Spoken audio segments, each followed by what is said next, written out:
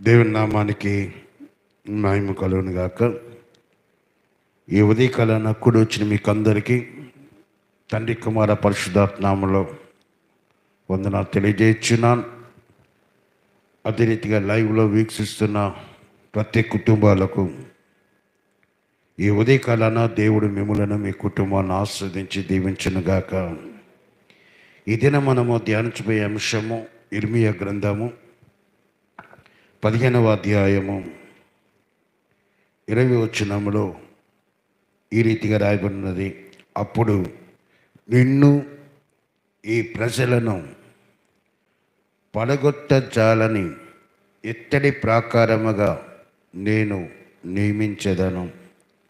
నిన్ను రక్షించుటకును నిన్ను విడిపించుటకును నేను నీకు తోడైందును గనుక వారు నీ మీద యుద్ధము చేయుదురు గాని నిన్ను జయింపకపోదురని సెలవిచ్చుచున్నాడు. ఇది నన్ను దేవుడు వాక్యం ద్వారాగా మనందరికి ఇచ్చే వాగ్దానం ఏంటంటే, నిన్ను ఇత్తడి ప్రాకారముగా నియమించదను.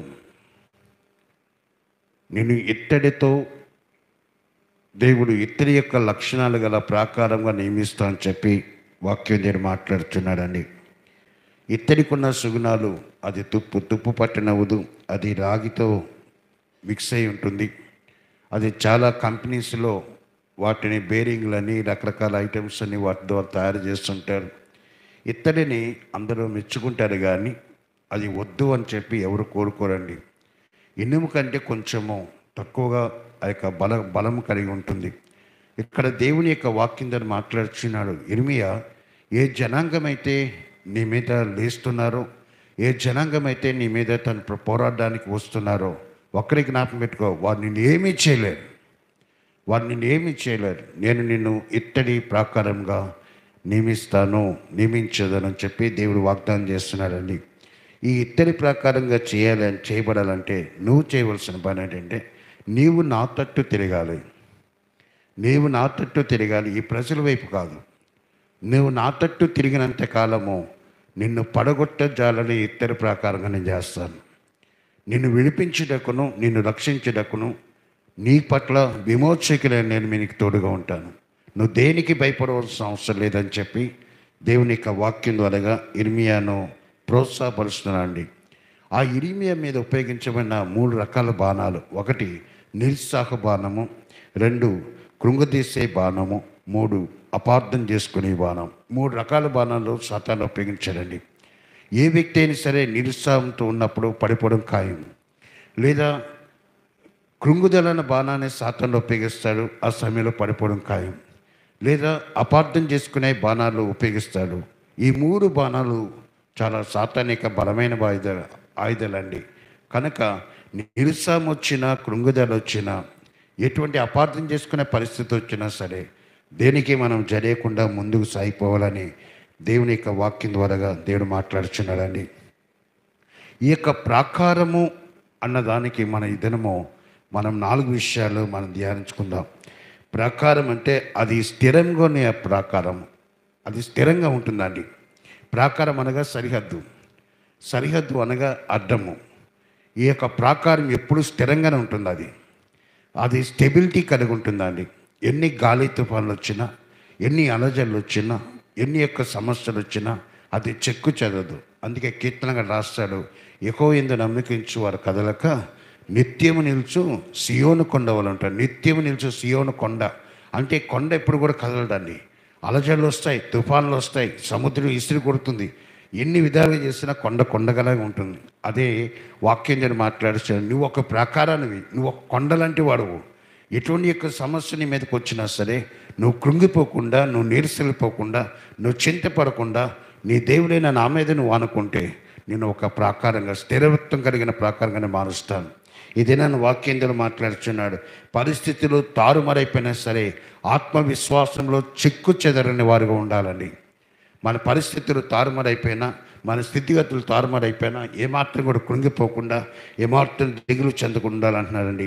అందుకే కీర్తన రాస్తాను 112వ కీర్తన 7వ వచనంలో, వాని హృదయం యెహోవాను ఆశ్రయించి స్థిరంగా ఉండు అంటాడండి. 112:7 వాని హృదయము యెహోవాను ఆశ్రయించి స్థిరంగా ఉంటుంది. ఎవరైతే దేవుని ఆశ్రయిస్తుంటారో, దేవుని సన్నిధిలో ప్రార్థన చేస్తుంటారో వారు స్థిరులుగా ఉంటారని దేవుని యొక్క వాక్యం ద్వారాగా మనం చూస్తున్నాం. యేసు ప్రభు మీరు వెళ్ళండి, నేను తర్వాత వస్తాను శిష్యులతో చెప్పినప్పుడు వారు సముద్రం మీద వారు బయలుదేరేళ్ళారండి.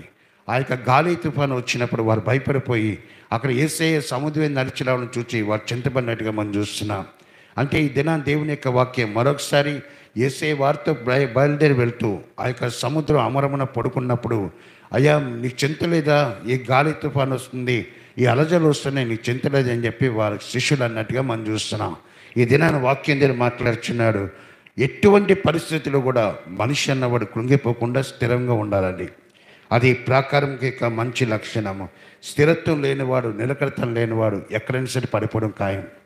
ఈ దినాన పరిశుద్ధని దేవుడు మాట్లాడుచున్న మాట ఏమనగా, నువ్వు ఒక ప్రాకారానివి, నువ్వు ఒక ప్రాకారం, నిన్ను ఇత్తడి ప్రాకారంగా నేను చేస్తాను, నిన్ను ఎవ్వరు కూడా పడగొట్టొచ్చాలని ఇత్తడి ప్రకారంగా నేను చేస్తాను. కనుక ఈరోజు వాక్యం వింటున్న దేవుని యొక్క సంగమా, మన యొక్క సత్యాన్ని మనం గమనించాలండి. శత్రువు ఎప్పుడు కూడా బాణాలు విసురుతూనే ఉంటాడు. అది ఏదో ఒక రూపంలో నీ పై అధికారి ద్వారా కానీ, లేక నీ యొక్క కుటుంబ సభ్యుల ద్వారా కానీ, లేక నీ బంధువుల ద్వారా కానీ ఎవరో ఒకరు ఇసురుతూనే ఉంటాడండి సాతానుడు. ఆ ఇసిరే ఆ యొక్క బాణాలకు నువ్వు పడిపోకుండా, జారిపోకుండా నా యేసయ్య నాతో నా నిరీక్షణ కలిగి ముందుకు సాగాలండి. ఎప్పుడైతే యేసయ్య మీద నమ్మకం నువ్వు కోల్పోతావో, ఆ నమ్మకం కోల్పోయినప్పుడు నువ్వు పడిపోవడానికి అదే మార్గం అండి. షద్రక్ మేషక్ అబేద్నెగో ఎంత స్థిరుడు అంటే, ముందు అగ్నిగుండా 7 అంతలు వేడి చేసినా సరే వారు అంత స్టెబిలిటీ కలిగి ఉన్నారంటే, మా దేవుడు రక్షించడకు సమర్థుడు. ఒక లక్ష్యం పోయినా సరే నువ్వు చెప్పిన పని మేము చేయమన్నారని ఈరోజు దేవుని యొక్క వాక్యం ద్వారాగా ప్రాకారం కొన్న మొట్టమొదటి లక్షణము, అది ఎప్పుడు కూడా స్థిరంగా ఉంటుంది. అదే రీతిగా స్థిరమైన వాడుగా నువ్వు ఉండాలి. ఏ పరిస్థితులు కూడా అస్థిరమైన వాడుగా కాకుండా స్థిరత్వం కలిగిన వ్యక్తులుగా మనం ఉండాలని దేవుని యొక్క వాక్యంలో మాట్లాడుచున్నారు. రెండవ విషయమో మనం గమనించాలి, ప్రాకారము బలమైనదిగా ఉంటుంది. ప్రాకారము బలమైనది. ఈ యొక్క ప్రాకారం బలమైనదంటే మనం గమనించాలి, మనము బలమైన బిడ్డలము. యవనస్తులు మీ బలవంతులు అని చెప్పి దేవుని యొక్క వాక్యం రాయబడి ఉందండి. బలమైన వారు బలమైన కార్యాలు చేస్తారు, బలమైన వారు కృంగిపోయే కార్యాలు చేయరండి. ఒకసారి సిరియా దేశం అంతా కూడా ఎలీషా దగ్గరికి వచ్చినప్పుడు, ఎలీషా ద్వారాగా ఇజ్రాయెల్ ప్రజలను కాపాడబడుతున్నారని ఎలీషాని నాశనం చేయడానికి, ఎలీషాని టోటల్గా ఆ యొక్క పడగొట్టడానికి వచ్చినప్పుడు, ఎలీషా దగ్గర పనిచేసే ఆ యొక్క వ్యక్తి ఆయనైతే కృంగిపోయాడు, ఆయనైతే నీరసలిపోయాడు. కానీ ఎలీషా అంటున్నాడండి, ప్రభా వీడు చూసినట్లు వీడి కన్నుడు తెరుము, నా బలమైన నా దేవుడు నువ్వు నాతో ఉన్నావయ్యా, నా రక్షణకర్త నువ్వు నాతో ఉన్నావు, నాకు బలము అనుగ్రహించే దేవుడు నా దేవుడు అని చెప్పి కీర్తనగాడు అంటాడండి. ఈ దినాన దేవుని యొక్క వాక్యం ప్రియ దేవుని యొక్క సంగమా, దేవుడు మనల్ని బలమైన బిడ్డలుగా క్రియేట్ చేశాడు కానీ కృంగిపోయిన బిడ్డలుగా క్రియేట్ చేయలేదండి. సమస్యలు వస్తాయి, కష్టాలు వస్తాయి, బాధలు వస్తాయి, కానీ ఏమాత్రం కూడా నీ దేవుని మీద విశ్వాసం ఉంటే, నీ దేవుని మీద నమ్మిక ఉంటే నువ్వు కృంగిపోకుండా నువ్వు నిలబడే బిడ్డగా ఉంటావు. అందుకే దేవుని యొక్క వాక్యాన్ని మాట్లాడుచున్నాడు. ప్రాకారము బలమైనదండి. సాతాను యొక్క పని ఏమంటే బలహీనపరుస్తుంటాడండి. బలహీనపరచడం సాతాను యొక్క పని, బలపరచడము దేవుని యొక్క పని. ఈనాడైతే నువ్వు బలహీనమైపోతావో పౌలు వాళ్ళు చెప్పాలి, నేను ఎప్పుడు బలహీనను అప్పుడే బలవంతుడను. ఈరోజు వాక్యం ద్వారా మాట్లాడుచున్నాడు, నిన్ను ఇత్తడి ప్రాకారంగా నియమించదని చెప్పి సెలవిచ్చిన దేవుడు. అది స్థిరంగా ఉంటుంది, రెండోదిగా అది బలంగా ఉంటుంది, మూడోదిగా అది ప్రజలందరినీ కాపాడుతుందండి. ప్రాకారం ఎప్పుడు కూడా ప్రజలందరికీ ఆ యొక్క మధ్యలో ఉంటారండి, సరిహద్దుల మధ్యలో ఉంటారు. ఈరోజు కోట మధ్యలో ఎలాగైతే ప్రజలందరూ సేఫ్గా ఉంటారో, అదే రీతిగా యేసయ్య కోటలో ఉన్న మన అందరం కూడా ఎప్పుడు కూడా మనం కాపాడే బిడ్డలుగా ఉంటామండి. ఎస్తేరు తన యొక్క ప్రజలందరినీ కాపాడుకోవడానికి ఒక కోటగా తను నియమించబడిందండి. తన ప్రజలందరినీ కాపాడుకో ఒక ప్రాకారంగా తను నియమించబడింది. అంటుందండి, నా ప్రాణం పోయినా పర్లేదయ్యా, నా యొక్క జీవం పోయినా పర్లేదు, నా ప్రజలందరినీ నేను రక్షిస్తాను, నా ప్రజలందరినీ నేను కాపాడుతానండి. ఈరోజు వాక్యం ఉంటున్న దేవుని యొక్క సంగమా, నిన్ను నన్ను మనందరినీ కూడా దేవుడు ఒక ఎస్తేరు వరే వాడుకోవాలని ఆశపడుతున్నాడు. కుటుంబానికి నువ్వు ప్రాకారంగా ఉంటే, కుటుంబానికి నెమ్మదినిచ్చేవాడు ఉంటే, కుటుంబానికి సమాధానపరచేవాడు ఉంటే, ఆ యొక్క దేవుని యొక్క ఆశీర్వాదాలు ఆ రీతిగా మన ద్వారాగా మన కుటుంబాలకు, మన యొక్క బంధువులకు అందరికీ దేవుడు ఇవ్వడం ఆశపడుతున్నాడు. సాతాన్ని ఎప్పుడు కూడా నిన్ను పడగొట్టాలని, సాతాన్ని నిన్ను జయించాలని, సాతాన్ని నీ మీద చెలరేగుతున్నప్పుడు నువ్వు ఏమాత్రం భయపడకుండా ఒక్కడి జ్ఞాపకం పెట్టుకోవాలి, మనము దేవుని వైపు తిరగడం మన పని. దేవుడు మనలను బలమైన ఇత్తడి ప్రాకారంగా చేయడం దేవుని యొక్క పని అండి. నిన్ను రక్షించడానికి నేనే, నిన్ను విమోచించడానికి నేనే అని సెలవిచ్చిన దేవుడు. ఆయన ఎప్పుడు మనకు తోడుగా ఉంటాడు కాబట్టి నువ్వు దేనికి చింతపడాల్సిన అవసరం లేదు. నాలుగోదిగా, ప్రాకారము ప్రక్కన్న వారికి ఎప్పుడు నెమ్మది ఉంటుంది. అందుకే కీర్తనగా రాస్తాను 122 కీర్తన. గత ముందుసారి మనం ధ్యానించుకున్నామండి, పార్ట్ 1 అది. ఈ దినము నీ ప్రాకారంలో నెమ్మది కలదు అని చెప్పి కీర్తనకారుడు 122 5-6 వచనాలు మనం చూస్తున్నామండి. నెమ్మది ప్రాకారంలో ఉంటుంది కానీ, దేవుని యొక్క సన్నిధిలో ఉంటుంది కానీ మరి దేనిలో లేదండి. అందుకే ఎంతమంది యూదులు వచ్చినా, ఎంతమంది శత్రులు వచ్చినా, ఇర్మియా నువ్వు దేనికి భయపడకయా, నువ్వు విలపించే ప్రవక్తవు. ఇర్మియా ఎంత బాధపడతా అంటే, అయ్యా నేను ఎప్పుడు ఏడుస్తూనే ఉండాలా, నేను ఎప్పుడు అంగలాస్తూనే ఉండాలా, నా బ్రతికి ఇంతేనా, నా జీవితం ఇంతేనా, నాకు ఇంకా సుఖం ఉండదా, నాకు క్షేమం ఉండదా, అందరిలాగా నేను నవ్వుతూ ఉండలేనా అని దేవుని యొక్క సన్నిధిలో ఏడుస్తూ తను ప్రార్థన చేస్తున్నప్పుడు దేవుడు చెప్తున్నాడు, ఇర్మియా నేను నీకు తోడుగా ఉన్నాను, నువ్వు భయపడకు, నేను నిన్ను విడిపించడకు నేనే, నిన్ను రక్షించడకు నేనే.